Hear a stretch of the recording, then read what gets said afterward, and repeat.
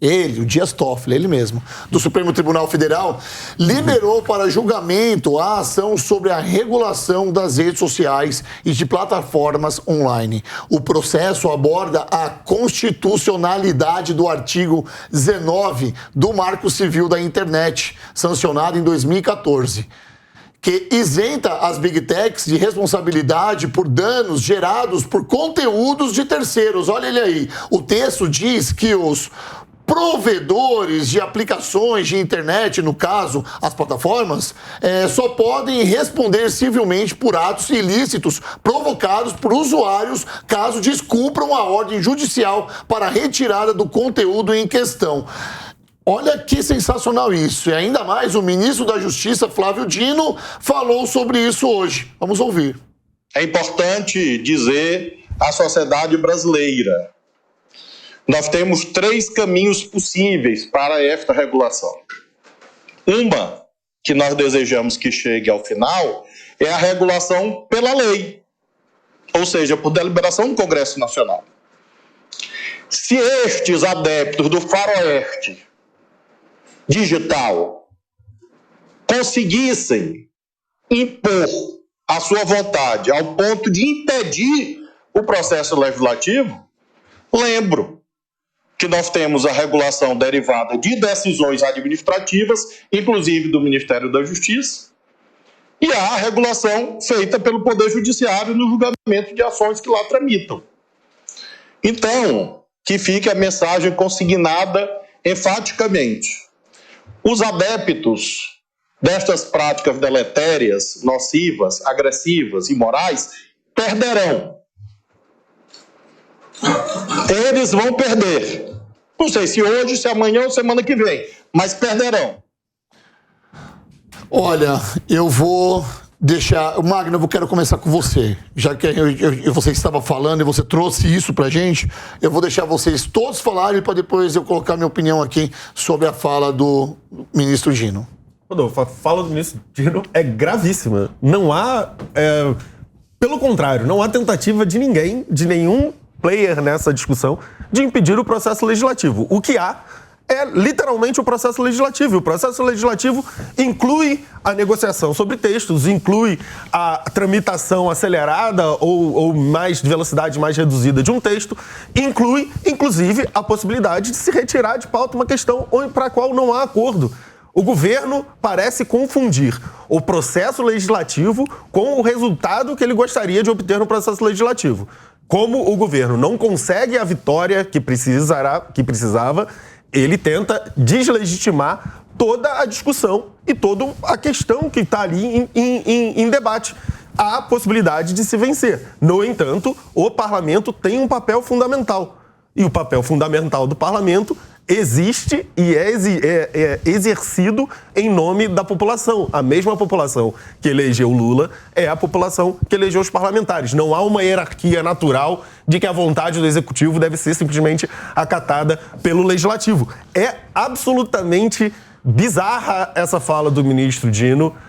Parece quase que uma ameaça, né? A oposição não pode colocar suas questões para as propostas do governo, porque, nas palavras do ministro Dino, acabarão perdendo hoje, amanhã, as pessoas que são defensoras do faroeste digital. Não me parece ser parte da discussão hoje a manutenção de um faroeste digital, de um ambiente onde não há normas algumas. Não é verdade. O governo mente, o governo exagera, o ministro ameaça, o ministro, inclusive, deslegitima um papel fundamental do parlamento ao fazer esse tipo de declaração. É absolutamente lamentável que a gente veja o ministro da Justiça, na defesa de um ponto de vista de governo, cometer tantas falhas como o Dino faz nesse discurso. Olha só, Bissoli, quero colocar você nessa seara, porque o senhor Flávio Dino de Castro e Costa, ele tem uma vida política a ser respeitada, tendo em vista que ele foi o grande nome no Maranhão, desbancando ali a família Sarney, que é uma família muito forte e tradicional naquele território, naquela região do Brasil. Estudado, gabaritado, extremamente inteligente. Eu não consigo entender, eu vou na Vou ser mais profundo, vou ser um pouco mais raso para quem está nos assistindo, para entender, eu vou tentar explicar como eu estou pensando, tá bom? Eu não consigo entender que um cara tão gabaritado, uma pessoa letrada, gabaritada, consegue vir a público e consegue ter essas falas.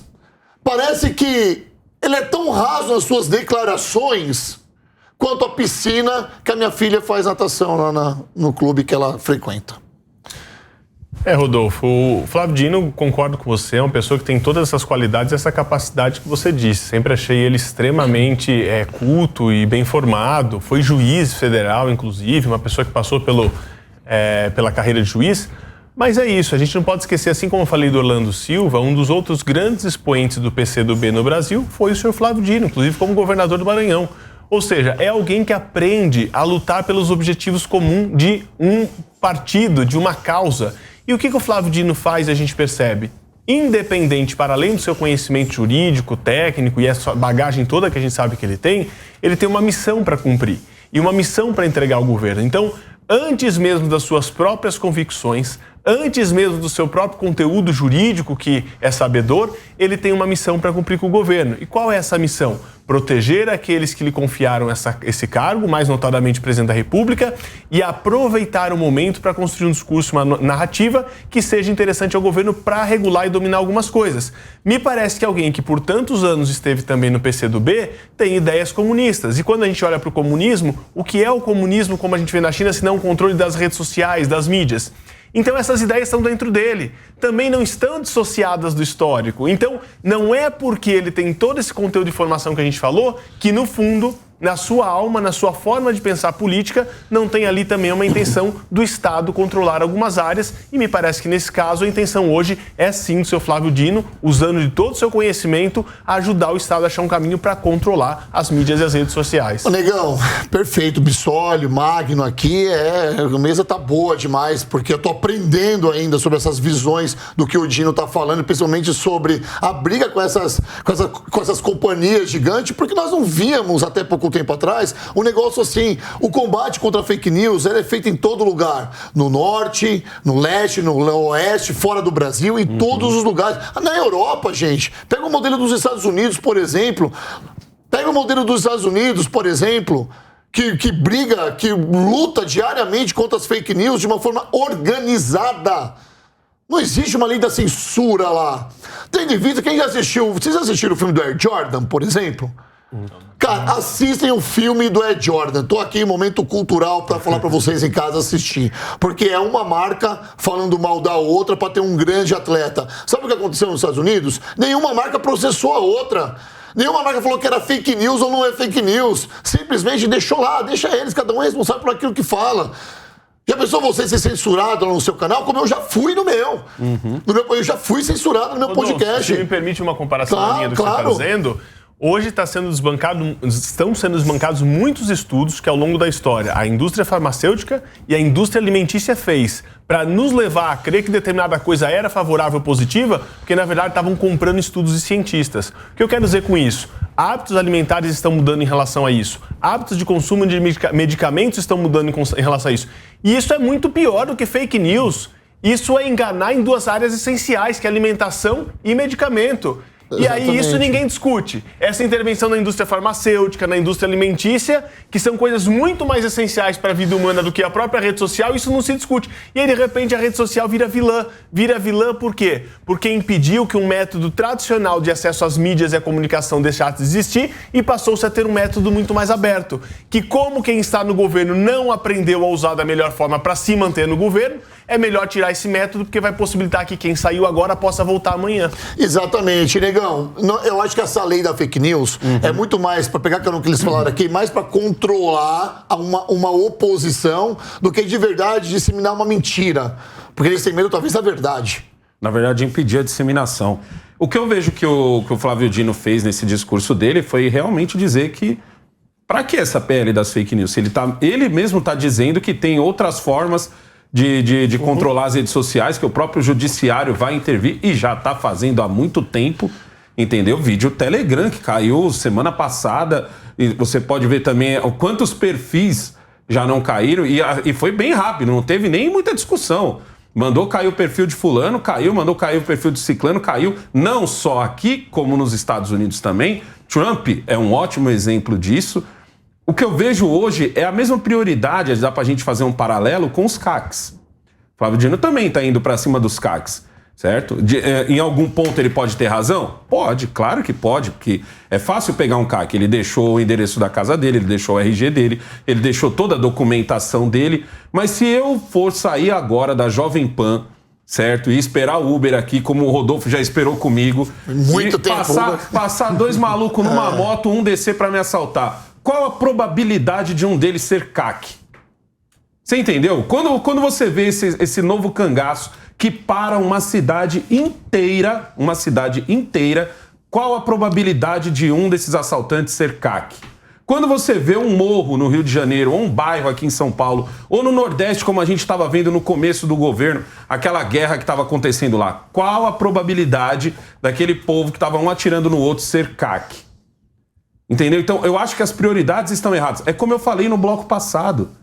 A prioridade não é ir atrás do cara que chega e digita lá, negão, seu macaco, seu isso, seu aquilo. Não, a prioridade não é esse cara. E eu tenho a prova. Eu tenho a prova que o cara escreveu. Eu posso ir na polícia? Posso. A polícia vai dizer assim pra mim, cara, eu não posso fazer nada, porque se eu for lá na Big Tech, ela não vai me liberar quem é esse cara. O IP desse cara. E a Big Tech sabe. Eu tenho uma prova na mão dizendo que tem um crime acontecendo ali. Você tá vendo o pessoal ir atrás disso? Não. A intenção é justamente calar aqueles que já dão a cara, como os CACs. Você entendeu? Ao invés de ir realmente em quem tá fazendo. Quem tá nesses fóruns hoje fazendo... Por isso que eu não achei tão errado. Achei errado entre aspas, porque assim, tirar o Telegram você não tá ferrando só o cara que faz aqueles grupos, mas toda uma nação que trabalha com o Telegram. Então a multa, por exemplo, não tá errada, tirar já estaria errado. Seria mais ou menos a mesma coisa. Então pra que a gente precisa dessa PL? Eu tenho uma informação sobre isso que você falou. Antes de passar a palavra pro Diego aqui, o que acontece? Isso já acontece no Brasil, por exemplo, na cidade de São Paulo. Eu falei isso nessa semana aqui no Linha de Frente e torno a dizer. A Polícia de São Paulo, a Polícia Civil de São Paulo, ela faz um trabalho sensacional contra os pedófilos, esses vagabundos. E o que eles fazem? Por uma ordem judicial, eles conseguem rastrear o IP. A empresa é obrigada a fornecer o IP do Instagram, do Facebook, para a Polícia Civil rastrear e prender esses vagabundos. Uhum. Só que para você ter isso a todo, por exemplo, você for ofendido, se você foi ofendido, por exemplo, num crime racial, e você vai lá na delegacia e faz um boletim de ocorrência, ele precisa, a polícia, para investigar quem foi essa pessoa, está disseminando esse ódio contra você, ela precisa de uma ordem judicial emitida por um juiz. Fala assim, olha, agora você manda lá pro Google e faz eles quebrarem o IP lá do Facebook e vão ver quem é esse cara. Só que isso não acontece, que se todo mundo sair fazendo pedido desse pro juiz, o juiz vai trabalhar só para isso. Porque a internet é terra de ninguém. Olha, nós estamos aqui agora. Você acha que todo mundo que está assistindo pelo YouTube agora está gostando da nossa mesa? Os carecas aqui prevaleceram hoje, só para deixar claro aqui. Conta de cabelo, Pissoli. Os carecas 3-2. Obrigado, Magro. Obrigado por estar aqui hoje, meu parceiro. Abre uma votação. Vamos abrir uma votação. O que eu quero dizer com isso? Que o problema é muito maior do que a gente está pensando. E essa é a pergunta para você, meu amigo Diego. É uma pergunta... É uma questão muito maior, porque ele que trabalha com a internet, por exemplo, ele já tem um jogo de cintura para lidar com isso. E quem não tem? E quem é que posta uma foto lá, por exemplo, uma criança, um adolescente posta uma foto lá, aí vem um comentário ofensivo. Ah, seu feio. Ah, seu dente de não sei o quê. Como que lidar com isso? Rodolfo, lidar com isso, nós podemos lidar com a legislação que nós já temos. Eu disse isso aqui na semana passada. Nós temos o Marco Civil da Internet, nós temos a LGPD, nós temos o Código Penal, o Código Civil, a própria Constituição. Esse arcabouço legal já dá conta de regular todas essas relações. Esse PL, que graças a Deus foi rejeitado essa semana, eu vou dizer o que ele faz de uma forma bem didática, que se você não entendeu ele até agora você vai entender. Imagina você tentar responsabilizar a Tramontina por todas as mortes com faca que aconteceram no país. É isso. A empresa não tem nada a ver com o que acontece. Quem faz são as pessoas. E como o Negão falou aqui, ninguém nesse projeto de lei está preocupado em, por exemplo, resolver o problema do anonimato nas redes sociais. Não foi essa a intenção. Existe ali uma clara... O problema dessa lei não é bem o que está sendo dito ali, é o que não está sendo dito. Justamente porque abre uma lacuna para que o governo institua um órgão censurador. E isso não pode acontecer. Você disse aqui agora, o Rodolfo, o procedimento da Polícia Civil. Você, depois que acontece alguma coisa, você pega a documentação, leva para uma delegacia, isso vai para um juiz, o juiz vai determinar que a empresa forneça as informações sobre a pessoa. E quando algo acontece na internet, teria que ser da mesma forma. Aconteceu um fato na internet, leva isso a conhecimento das autoridades e as autoridades vão adotar as condutas competentes para quebra de sigilo, enfim. E aí sim, poderia vir uma lei que resolvesse o problema do anonimato, mas não da forma que está sendo feita, que primeiro você derruba o conteúdo, primeiro você censura a pessoa para depois perguntar o que está acontecendo. Isso está completamente errado. E nesse contexto, evidentemente, que o ministro Flávio Dino fez uma fake news ali com a fala dele e deixou um recado muito claro para você que é deputado, para você que é senador. Olha, fica aí na Câmara, no Senado, brincando de legislar. Porque tudo que você fizer aí, se não me agradar, eu vou acionar os meus amigos lá do Judiciário e eles vão dar uma canetada para derrubar. O Marco Civil da Internet mesmo, que é o artigo 19, cuja constitucionalidade está sendo discutida, está em vigor desde 2014. Foi aprovado no governo Dilma. E só agora, porque coincidentemente uma lei que trata disso foi reprovada pelo Congresso Nacional, isso vem a ser discutido lá no Supremo Tribunal Federal. Então, é até curioso que isso só agora torne-se assim uma discussão lá no STF. É muito oportuno que isso seja discutido agora.